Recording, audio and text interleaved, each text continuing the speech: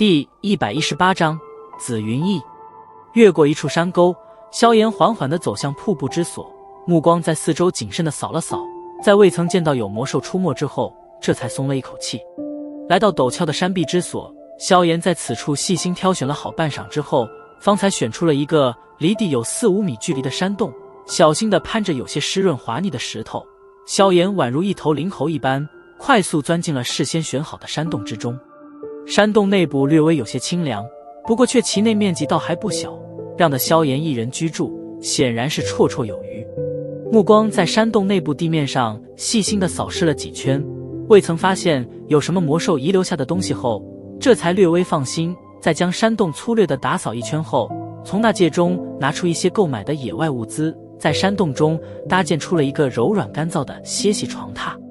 安设好一些必备的生活物资后，